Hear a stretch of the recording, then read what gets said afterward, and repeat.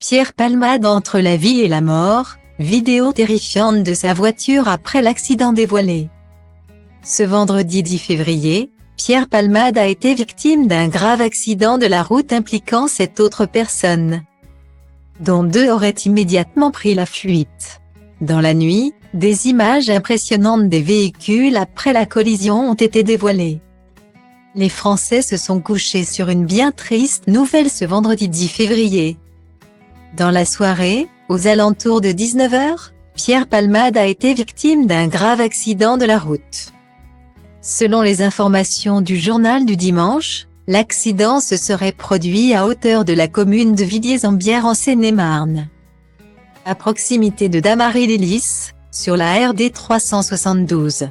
3 voitures seraient impliquées dans le drame. Celle où se trouvait l'humoriste de 54 ans aurait percuté une deuxième, où se trouvait à bord une femme enceinte, le frère de celle-ci et son enfant de 6 ans, avant que les 2 véhicules ne soient percutés par un troisième, avec un homme de 80 ans au volant. Si ce dernier ne s'en sort qu'avec de légères blessures, Pierre Palmade ainsi que 4 autres personnes auraient été grièvement blessées. Pour ce qui est du légendaire acolyte de Michel Larocque, dont 2 passagers auraient immédiatement pris la fuite, il serait actuellement entre la vie et la mort. Bien qu'ayant dû être désincarcéré de sa voiture, il serait conscient.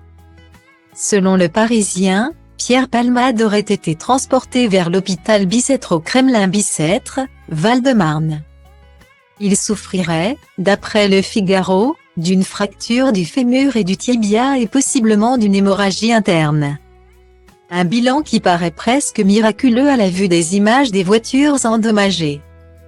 Dans la nuit, le journaliste de France 2 Thomas Cuigny a en effet dévoilé des vidéos des dépanneuses dégageant les véhicules de la route. Et celles-ci sont terrifiantes. Sur les 3 voitures, 2 sont complètement détruites, principalement au niveau de l'avant. Pour l'heure, l'inquiétude est évidemment vive. Plusieurs célébrités proches de Pierre Palmade ont même pris la parole pour faire part de leur désarroi. C'est le cas notamment de Nathalie Marquet, la veuve de Jean-Pierre Pernaut, qui a écrit dans sa story Instagram « Sois fort.